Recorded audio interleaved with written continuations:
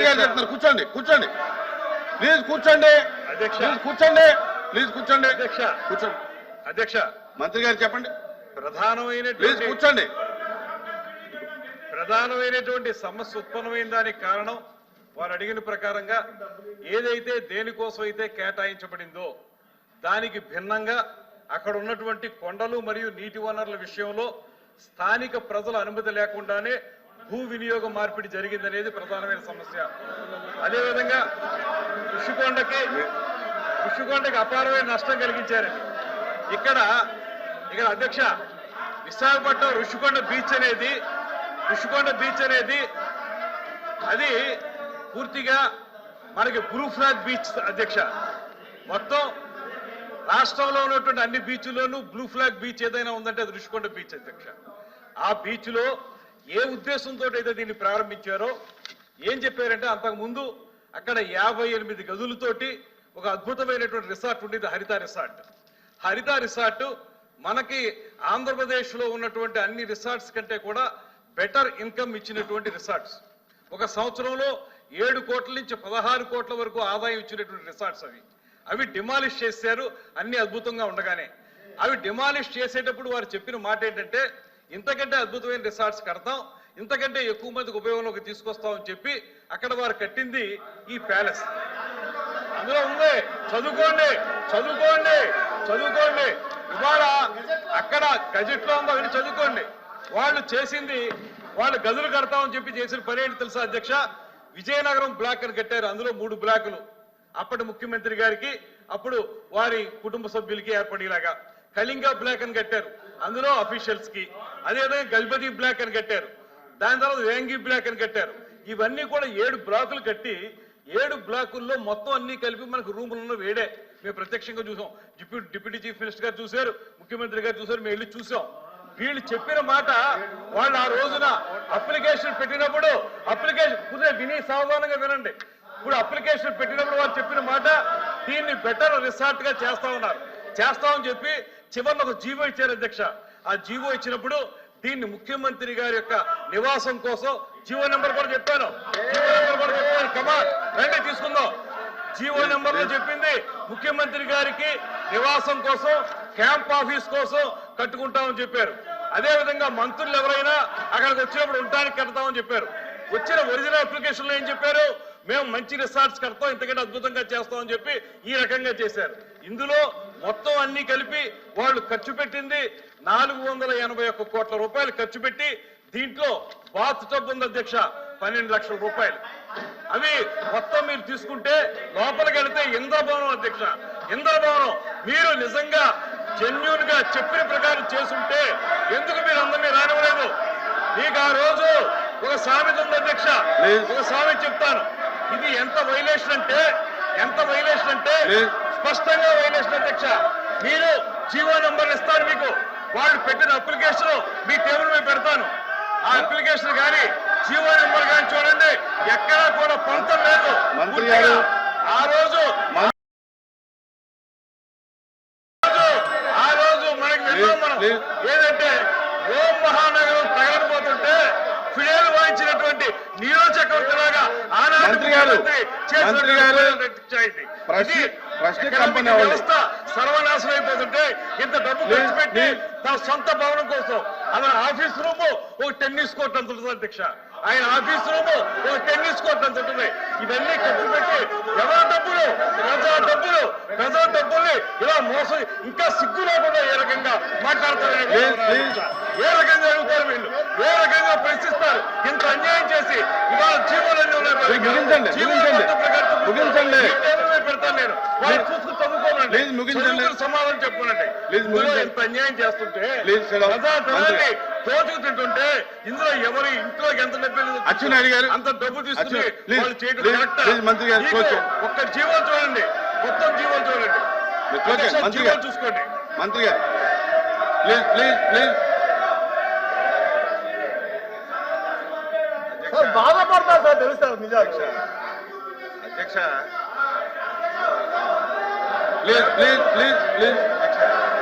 Please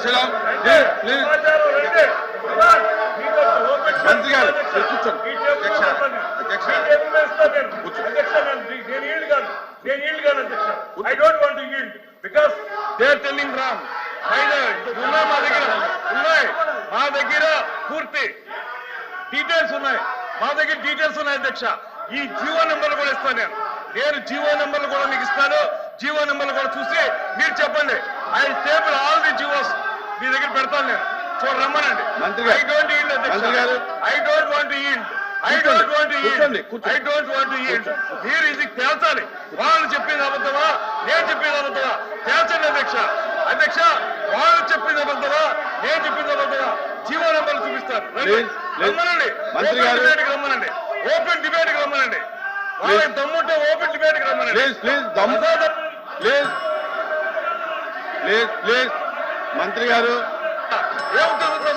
మంత్రి గారు, మంత్రి గారు వినాలి, వినాలి, మంత్రి గారు వినాలి.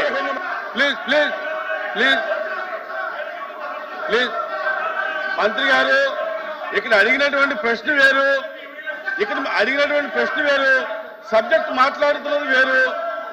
దానికి కావాలని వేరే డిబేట్ పెట్టుకోండి, దానికి కావాలంటే వేరే డిబేట్ పెట్టుకోండి, దానికి కావాలంటే వేరే డిబేట్ పెట్టుకోండి. ఇక్కడ అడిగినటువంటి ప్రశ్న వేరు, మీరు చెప్పేటటువంటి సమాధానం వేరు. ప్లీజ్ ప్లీజ్ ప్లీజ్ అచ్చెన్నాయుడు గారు మాట్లాడతారా? కూర్చో కూర్చో కూర్చో. అచ్చెన్నాయుడు గారు.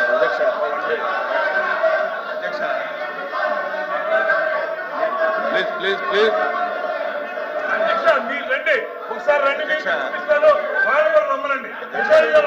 ప్లీజ్ ప్లీజ్ మీరు రండి, మీకు ప్లీజ్ చూపిస్తాను. కోచ్ కమిటీ వేయండి, వాళ్ళు కూడా తెలుసుకోమనండి, వాళ్ళు కూడా తెలుసుకోమనండి. అచ్చెన్నాయుడు గారు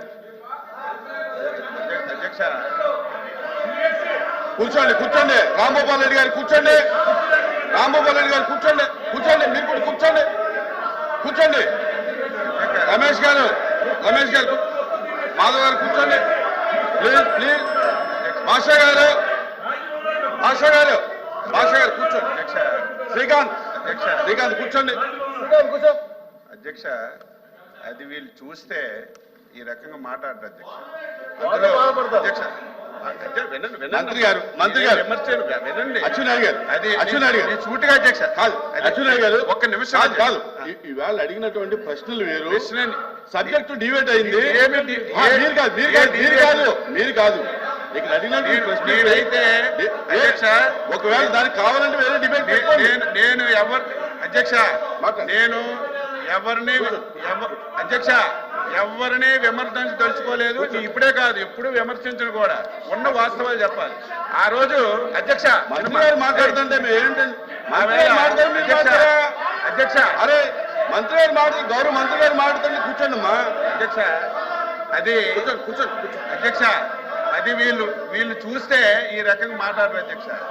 అది కన్స్ట్రక్షన్ అయినన్ని రోజులు అధ్యక్ష, కన్స్ట్రక్షన్ అయినన్ని రోజులు, కన్స్ట్రక్షన్ అయినన్ని రోజులు రాంగోపాల్ రెడ్డి గారు ఎవరైనా కూర్చోండి. సరే ఈ రాష్ట్రానికి అధ్యక్ష కూర్చుంటే మీరు నూర్చుంటారా? అదేమన్నా మ్యాంట్రియా ఏంటి? అధ్యక్ష ఎవరైనా ఒక ప్రభుత్వం ఈ రాష్ట్రానికి మంచి జరుగుతున్నటువంటి ఏదైనా ఒక ప్రాజెక్ట్ గాని ఒక కార్యక్రమం చేస్తే దాపరకం పెట్టదు అధ్యక్ష. అది ఎప్పటికప్పుడు చెప్తుంటది. అది కన్స్ట్రక్షన్ అయిన రోజులు అధ్యక్ష ఎవరిని చూపించలేదు. ఆ రోజు సాక్షాత్తు మున్సిపల్ అడ్మినిస్ట్రేషన్ మినిస్టర్ గా ఉన్నటువంటి బొత్స సత్యబాబు గారు కూడా చూశారని నేను అనుకోవడం లేదు అధ్యక్ష. మొత్తం తార్పన్లు కట్టి మొత్తం అది ఒక పక్క పెట్టండి అధ్యక్ష. అది మేము ఎందుకు అంటున్నామంటే బిల్డింగ్లు అధ్యక్ష, బిల్డింగ్ నేను ఆ రోజు అధ్యక్ష ఆ రోజు నేను సభలో ఉన్నాను అధ్యక్ష, నేను సభలో ఉన్నాను. లాస్ట్ మున్సిపల్ అడ్మినిస్ట్రేషన్ మినిస్టర్ గా సత్యబాబు గారు ఉన్నారు, నేను కూడా శాసనసభ్యుడిగా సభలో ఉన్నాను. 4 రోజులు అధ్యక్ష ఉపన్యాసం చేశారు. ఏంటని, ఏదైనా ఒక ఎస్ఎఫ్టీ కడితే 4,000 రూపాయలు కడతారు, లేకపోతే 4,500 కడతారు. ఆ రోజు వినండమ్మా, వినండి వినండి వినండి వినండి చెప్పనివ్వండి, రికార్డ్ అవ్వాలి, రికార్డ్ అవ్వాలి, రికార్డ్ అవ్వాలి అధ్యక్ష. వినండి, మేము ఎందుకు ఇంత ఇంత ఇంత కరప్షన్ ఎందుకు జరిగిందంటే అధ్యక్ష, ఆ వేళ సత్యబాబు గారు రికార్డ్స్ ఉన్నాయి, అసెంబ్లీలో రికార్డ్స్ ఉన్నాయి, ఇక్కడ రికార్డ్ 4,500 రూపాయలు కట్టవలసిన ఎస్ఎఫ్టీ ఆ రోజు మనం అసెంబ్లీ, శాసన మండలి, అదేవిధంగా సెక్రటేరియట్ మనం కట్టి ఇది 6,000 రూపాయలు చిల్లరకి ఎస్ఎఫ్టీ ఇచ్చేశారు. మొత్తం చంద్రబాబు నాయుడు గారు, నారాయణ గారు మొత్తం దోపిడీ చేశారని అధ్యక్ష 5 రోజులు అధ్యక్ష 6,000 రూపాయలు ఎస్ఎఫ్టీ కట్టినటువంటి శాసనసభకి 5 రోజులు మాట్లాడారు అధ్యక్ష. ఋషికొండ అధ్యక్ష, ఋషికొండ ఎస్ఎఫ్టీ ఎంత అధ్యక్ష? 26,000 రూపాయలు ఎస్ఎఫ్టీ పెట్టి కట్టారు అధ్యక్ష. 26,000 ఎస్ఎఫ్టీ, 26,000. సిగ్గుపడాలి. చేసిన తప్పు చేసి చెప్పకుండా సిగ్గుపడాలి అధ్యక్ష. వీళ్ళు ఇంకా ఎదురుదాడి చేస్తున్నారు. సిగ్గుపడాలి. 480 కోట్లు అదే డబ్బు పేదవాడికి ఇల్లు కడితే 26,000 మందికి ఇల్లు కట్టించవచ్చు. 26,000 మందికి పేదవాడికి ఇల్లు కట్టిస్తే 26,000 మందికి కట్టించవచ్చు. దేనికి అధ్యక్ష? అదంట పర్యాటకం గురించి కట్టించారట. 5 రూముల అధ్యక్ష, ఒకటి ముఖ్యమంత్రికి, ఒకటి ఫ్యామిలీకి. అది చూస్తే అధ్యక్ష గుండె ఆగిపోద్ది అధ్యక్ష. ఎవరు చూడాలి ఇంత కళ్ళ ముందు ఇంత డబ్బు అన్యాక్రాంతమైన దోపిడీ జరిగితే సిగ్గుపడాలి. మీకు కూడా మీరు వస్తామంటే మీకు కూడా బస్సు వేసుకొని తీసుకెళ్లి చూపిస్తాం. అది చూస్తే ఒక్కడు కూడా మాట్లాడరు. ఇంత దారుణంగా 480 కోట్లు ప్రజా ధనాన్ని దుర్వినియోగం చేసి క్షమాపణ చెప్పవలసింది పోయి ఇంక ఎదురుదాడి చేస్తారు మీరా? ఎక్కడైనా ఈ ప్రపంచంలో ఎస్ఎఫ్టీ 25,000 కట్టింది ఎక్కడైనా ఉంది కదా చెప్పండి? 28,000 ఎస్ఎఫ్టీ ఎక్కడైనా ఉంది అధ్యక్ష? బాత్రూమ్ లో కమోడ్ అధ్యక్ష 13 లక్షలంట. 13 లక్షలంట. ఎక్కడైనా ఉందా? మంత్రి గారు కోచ్ మీరు ఇంకా సిగ్గుపడి మా ముఖ్యమంత్రి తప్పు చేశారని మీరు సిగ్గుపడకుండా మీరు ఇంక ఎదురుదాడి చేయడం ఇది భావ్యం కాదు.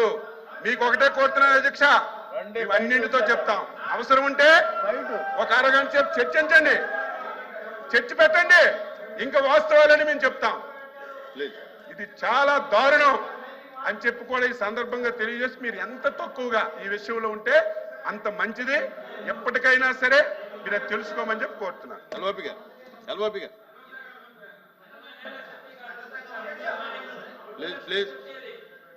ప్లీజ్. అధ్యక్ష, గౌరవ సభ్యులు మాట్లాడుతున్నప్పుడు దయచేసి